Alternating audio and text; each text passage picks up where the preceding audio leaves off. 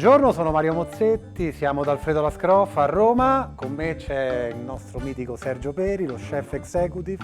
Oggi presentiamo la ricetta delle fettuccine Alfredo.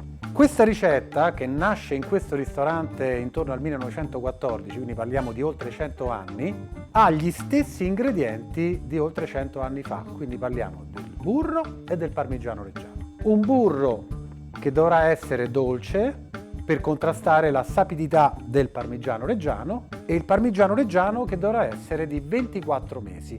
Andiamo a vedere come si fanno le fettuccine Alfredo from scratch.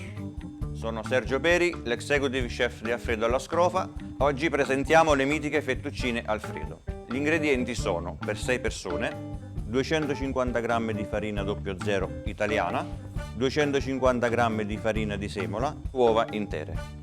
Prendiamo le due farine, le posizioniamo al centro della spianatoia, gli diamo una piccola mischiatina, prepariamo un bel buco in centro, inseriamo le uova e con una forchetta incominciamo a romperle come si fa a casa. Mischiamo per benino, dopo che si è addensato un po', è diventato un po' duro, possiamo incominciare a lavorare con le mani. Ci aiutiamo con un po' di farina di semola per pulirci le mani. Con una spatolina stacchiamo quel po' che è rimasto attaccato sul tavolo. Impastiamo almeno per 7-8 minuti fino ad ottenere un impasto bello liscio e omogeneo. Una volta impastato per 7-8 minuti cerchiamo di preparare una palla e la lasciamo a riposo per una mezz'oretta circa, avvolto o in canovaccio umido oppure in una plastica. Una volta impellicolata la pasta, per farla riposare, se abbiamo una stanza calda, la pasta va messa in frigorifero, altrimenti se la stanza è fresca la si può lasciare fuori. Passata mezz'ora la pasta risulterà più dura e pronta per essere stesa. Dopo aver tagliato la pasta, le diamo una piccola schiacciatina, una piccola farinata con la semola e incominciamo a stenderla. Ecco, in questo modo qua. La pieghiamo un paio di volte. Dopo aver piegato in 2-3 pezzi la pasta, la ripassiamo nella macchina comune che si può comprare in qualsiasi supermercato. Dopo averlo passato 2-3 volte, iniziamo a stringere i rulli. Con la vostra macchina cercate di portare le sfoglie il più sottile possibile da raggiungere il massimo della sottigliezza che abbiamo qui da Alfredo. Una volta ottenute le sfoglie, cominciamo a tagliare la nostra pasta.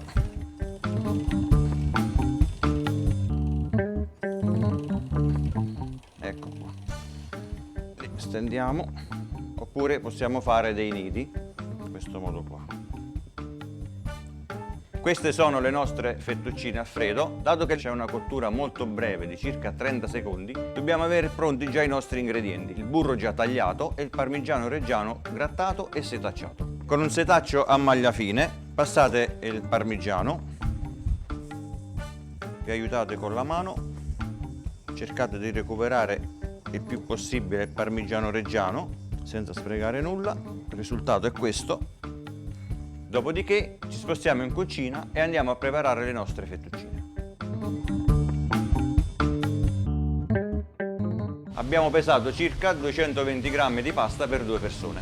In abbondante acqua mettiamo del sale, prendiamo la nostra pasta, la sciogliamo leggermente e la caliamo in questo modo qua. Prepariamo il nostro vassoio con i 40 g di burro, ci avviciniamo alla pentola, diamo una girata e le tiriamo fuori in questo modo qua. Adesso le passiamo al nostro mantecatore. Abbiamo visto quindi la ricetta, abbiamo visto quindi la preparazione, abbiamo visto come si cuociono. Adesso entriamo proprio nell'atmosfera clou. La vera chiave di volta di tutto il processo delle fettuccine Alfredo è la mantecatura, quindi la creazione di un normale piatto di pasta, fettuccine, burro e parmigiano in fettuccine Alfredo. Abbiamo qui appunto Ubaldo, che è il nostro maestro mantecatore, che farà proprio l'esecuzione di questa mantecatura. Ubaldo sta spargendo questo piatto di fine parmigiano reggiano e sta per mantecare osservate bene il movimento, perché il movimento che sta facendo è un movimento meraviglioso. Questo movimento ondulatorio 1, 2, 3, 1, 2, 3 che ci fa ballare, che ci fa sentire questo piatto come una musica.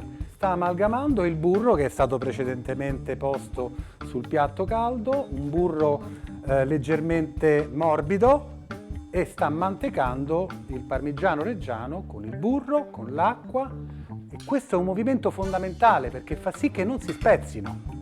Ora fa lo sporzionamento. I nostri nonni, per dare il senso della perfezione della esecuzione della mantecatura delle fettuccine al freddo, dicevano che dovevano essere bavose. Allora avete visto quindi tutta la preparazione di questo piatto, dagli ingredienti alla cottura che ha fatto Sergio, alla mantecatura che vi ha fatto Baldo, e quando sarete a Roma potete venire ad assaggiare qui in via della Scrofa 104, come gli anni di storia di questo piatto. Ciao!